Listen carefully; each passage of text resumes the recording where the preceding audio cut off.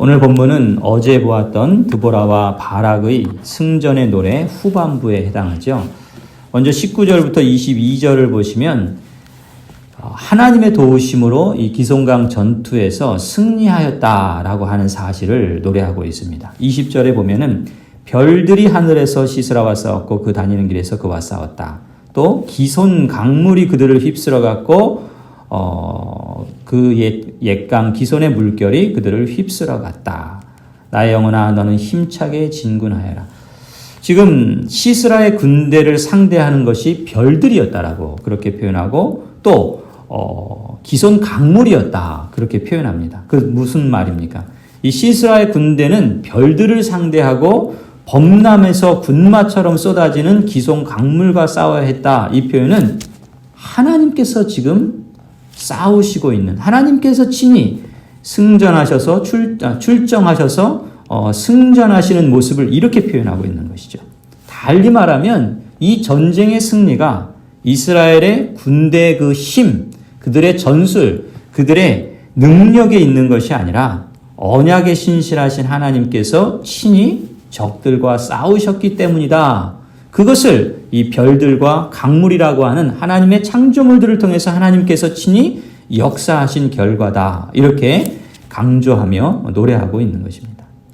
그래서 23절에서 27절을 보시면 이렇게 하나님께서 친히 싸우시는 전쟁인데 반면에 그 하나님의 언약 백성들 가운데 메르스에 대해서는 하나님 드보라가 바락이 노래하는 승전의 노래에서 보면은 이 메르스에 대해서는 저주를 선포합니다. 또 반대로 이 시스라를 죽인 그 야엘이라고 하는 이방 여인에 대해서는 축복을 선언하죠. 23절 보세요. 메르스를 저주하여라. 주님의 천사가 말하였다. 그 안에 사는 주민들을 저주하고 저주하여라. 그들은 주님을 도우러 나오지 않았다. 주님을 돕지 않았다. 적의 용사들과 싸우러 나오지 않았다. 또 반면에 24절을 보면은 겐사람 헤벨의 아내 야헬은 어느 여인보다 더 복을 받을 것이다. 장막에 사는 어떤 여인보다도 더 복을 받을 것이다. 그러니까 지금 이스라엘을 돕지 않은 메르스에 대해서는 저주를 선언하고 또 시스라를 죽이는 이 이방 여인 야헬에 대해서는 축복을 선언하는 것을 볼 수 있어요. 그럼 이 메르스는 어딘가? 사실은 이 메르스는 구약 성경에서 오직 이곳에서만 표현되는 도시 이름이에요. 그래서 정확하게 이 도시가 어디다라고 하기는 어렵다라고 학자들은 말합니다. 아마도 이 맥락을 보면은 이 메르스를 왜 저주합니까? 그 안에 사는 주민들이 주님을 도우러 나오지 않았다. 주님을 돕지 않았다. 이렇게 두 번 반복함으로써 강조하잖아요. 즉 하나님께서 지금 싸우시는 이 전투에 함께 동참하지 않은 도시와 그 안에 사는 사람들을 이렇게 메르스라고 표현한 것을 보면 앞서 우리가 16절, 17절에 어떤 경우가 있었습니까? 여러 지파들이 이 전쟁에 함께 동참하잖아요. 그런데 루벤, 길르앗, 단, 아셀 이런 지파의 사람들은 어떻게 합니까? 전쟁에 참여하지 않죠. 오히려 방관하면서 이스라엘 성읍들을 그러니까 방관하면서 전투에 참여하지 않은 그 이스라엘 여러 지파들, 그 성읍들을 대표하는 것이 바로 이 메르스라 이렇게 볼 수 있습니다. 그러니까 이들은 왜 이 전투에 참여하지 않습니까? 요단강 건너편에 있었기 때문에 상대적으로 적들의 공격에 대해서 위협을 적게 느꼈을 수도 있고 또 어쩌면 자기만 살겠다는 어떤 이기적인 생각에 빠져서 자기 일에만 열심을 냈던 것이죠. 그래서 하나님의 이 전투에 동참하지 않는 그런 모습들을 보였습니다. 그래서 이 메르스의 주민들에 대해서 다른 누구보다도 앞장서서 이 전투에 참여해서 도와야 할 그런 사람임에도 불구하고 그렇지 않은 것에 대해서 이 드보라와 바락은 강하게 저주하는 것을 볼 수가 있습니다.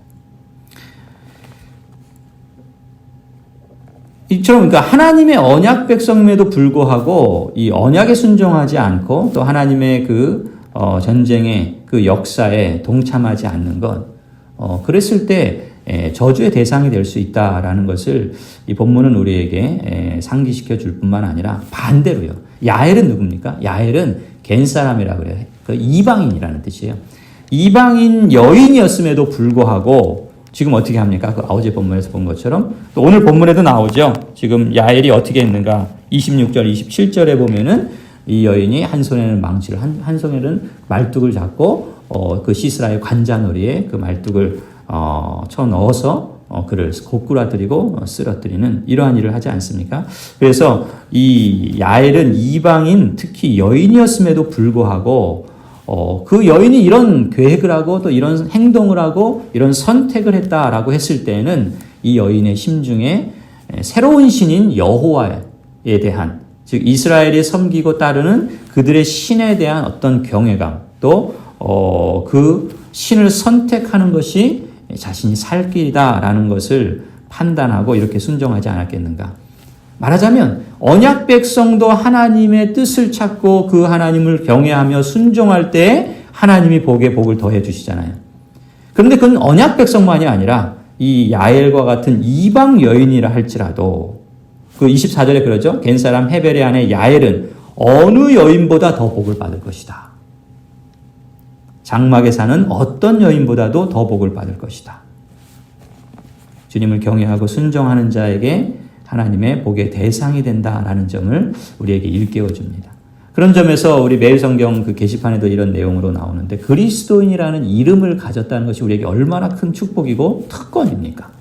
그런데 내가 그리스도인이라는 그 이름에 명목상의 그리스도인으로서 안주하거나 그래서 하나님의 역사와 또 전투하는 교회로서 이 땅에서 하나님의 그 언약 공동체인 교회가 하나님께 응답해야 할 그 모습을 방관하고 무관심한 채 머물러 있다면 그건 바람직하지 않겠죠.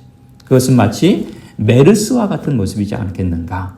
오히려 우리가 그리스도인 되었다는, 하나님의 언약 백성 되었다는, 하나님의 거룩하고 영광스러운 그리스도의 몸된 교회가 되었다는 그 책임과 그 사명에 우리가 민감하고 또 그것을 순종하며 따를 때 그리스도인의 그 특권과 그 하나님 주시는 복을 우리가 누리고 나누는 그런 삶을 살아가리라 믿습니다.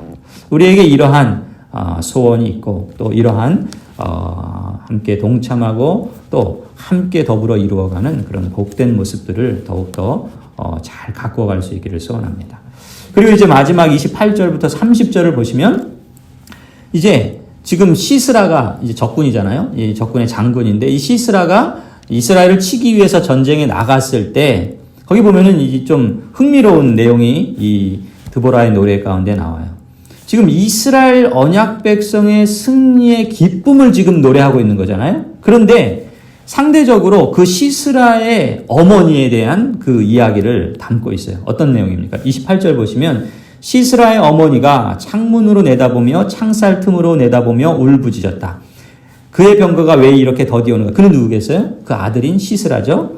적군의 장군이에요.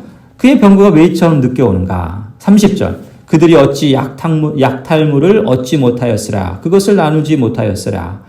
용사마다 한두 처녀를 차지하였을 것이다. 시스라가 약탈한 것은 채색한 옷감, 곧 수노와 채색한 옷감이거나 약탈한 사람의 목에 걸린 수놓은 두 벌의 옷감일 것이다. 지금 이 시스라의 어머니가 지금 뭘 기다리고 있는 거예요? 자신의 아들 시스라가 이스라엘을 쳐서 그들을 다 죽이고 약탈물을 그러니까 빼앗아 취한 그 물건들 또 그런 포로들을 끌고 오는 것을 기다리고 있는 거예요. 그런데 오지 않으니까 왜 이렇게 안 올까? 또 이제 그렇게 기다리면서 이제 자신의 아들이 그 약탈물들을 가져오면 뭐 한두 여인들을 취하고 또 그들이 갖고 있는 채색한 옷을 취하고 그들이 갖고 있는 그 보석들, 옷감들 이런 걸 취할 생각을 하면서 기다리고 있는 모습을 보여주고 있어요. 그런데 28절 뭐라 그럽니까? 울부짖었다 그래요. 왜 그렇게 했어요? 지금 이 노래를 누가 합니까? 드보라가 하잖아요. 어찌 보면 참 대조적인 모습이에요. 지금 이 어머니는 뭘 지금 추구하고 있어요? 자신의 아들이 탐욕을 추구해서 다른 사람을 약탈해서 가져오는 그것들을 지금 기다리고 소망하고 있는 거예요. 이게 얼마나 어리석은 모습입니까? 또 이게 얼마나 허망한 모습이에요. 그걸 지금 역설적으로 말하고 있죠. 탐욕에 집착하는 이 여인의 삶의 끝은 무엇인가? 시스라의 어머니처럼 허망하다라는 것을 보여줘요. 그러니까 오늘 우리는 이 드보라 시대의 이야기를 통해서 드보라라는 여인, 그리고 또 야엘이라는 여인, 그리고 시스라의 어머니라고 하는 여인, 여러 여인들의 지금 모습을 보고 있는데 참 대조적이죠. 역설적이죠. 지금 이 노래를 통해서 우리에게 강조하는 사실은 무엇입니까? 주 여호와께서 어떤 분이신가? 앞서 드보라를 뭐라고 소개했습니까? 이스라엘의 어머니라고 표현했어요. 그죠? 그러니까 지금 이스라엘의 어머니 드보라의 소원은 이루어 주시죠. 하나님의 전투에 나아가 그 바락을 권고해서 싸우게 하고 또 그런 점에서 하나님께서 친히 싸워서 승리케 하시잖아요. 이스라엘의 어머니 드보라의 소원을 이루어 주십니다. 그런데 반면에 시스라의 어머니의 그 악한 기대는 어떻게 하세요? 하나님께서 무너뜨리시고 오히려 통곡하게 하세요.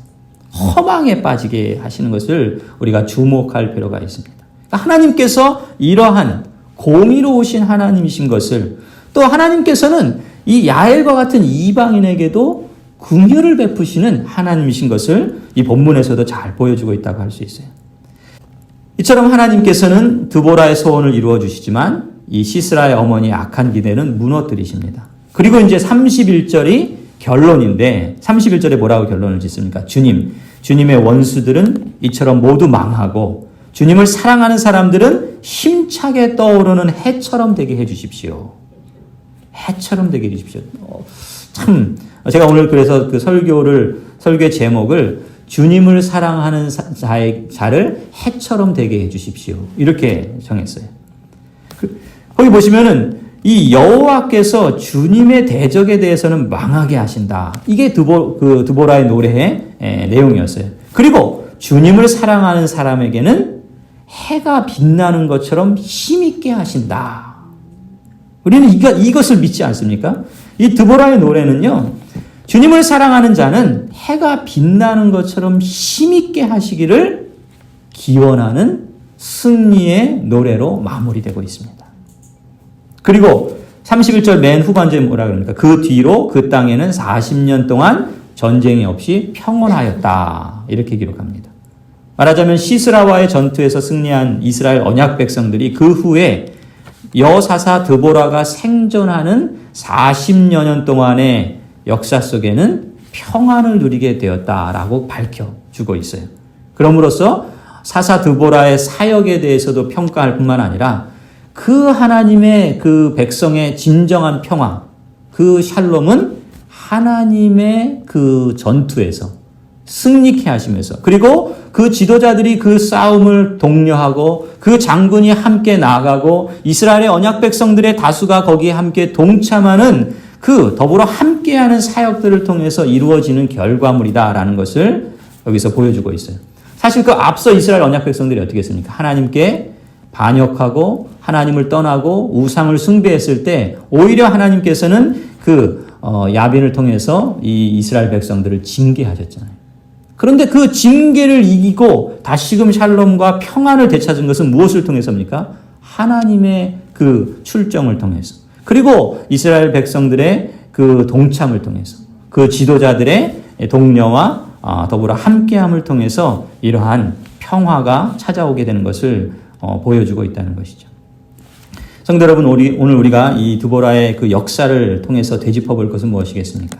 그러니까 우리 인생이 드보라와 같은 하나님의 말씀에 대해서 민감할 수 있기를 소원합니다. 그래서 우리가 싸워야 할 영적 전투는 뭐예요? 우리의 대상은 세 가지죠. 이 세상의 악한과 싸워야 되고 또 사탄의 괴계와 싸워야 되고 또 우리 자신의 죄악된 본성과 싸워야 됩니다. 이처럼 세상과 사탄과 죄악된 본성에 맞서 우리는 하나님의 말씀을 따라서 성령 하나님을 날마다 의존해서 전투하는 삶을 추구하기를 원합니다. 야엘처럼 이방인이었음에도 불구하고 여인이었음에도 불구하고 당시 사회 속에서 하나님을 사랑하고 하나님께 무게를 두는 그야말로 모험을 건 선택을 통해서 해같이 빛나는 그런 복된 인생으로 우리의 삶도 우리의 여정도 더욱더 밝게 빛나기를 소원합니다. 하나님께서 주님을 사랑하고 하나님의 뜻에 순종하는 사람에게 승리를 주실 뿐만 아니라 궁극적으로 교회와 그리스도인들에게 최후의 승리를 주실 줄 믿습니다. 오늘 저와 여러분의 하루의 삶에서 이 주님의 말씀과 뜻에 무게를 두는 선택이 무엇인가라는 것을 한번 가늠해 보면 좋을 것 같아요. 크고 작은 일들을 통해서 내가 살아가는 오늘 하루의 삶에서 내 일상 속에서 주님의 말씀과 주님의 뜻, 그것에 내가 무게를 둔다라는 것이 어떤 선택으로 드러나야 할 것인가라는 것을 한번 가늠해 보면서 주님께서 우리에게 가르쳐 주신 것처럼 날마다 일용할 양식을 위해서 기도하라 그랬잖아요. 오늘 우리의 삶의 자리에서 어떤 선택과 또 어떤 행동을 하는 데 있어서 성령 하나님의 도우심과 인도하심을 따라 살아갈 수 있는 그러한 일용할 양식을 주시도록 기도하고 또 그 인도를 따라서 우리도 힘써 나아가야 할 줄로 믿습니다. 우리에게 승리를 주시는 하나님의 편에 서서 힘차게 떠오르는 해처럼 밝게 빛나는 하루가 되기를 간절히 축원합니다.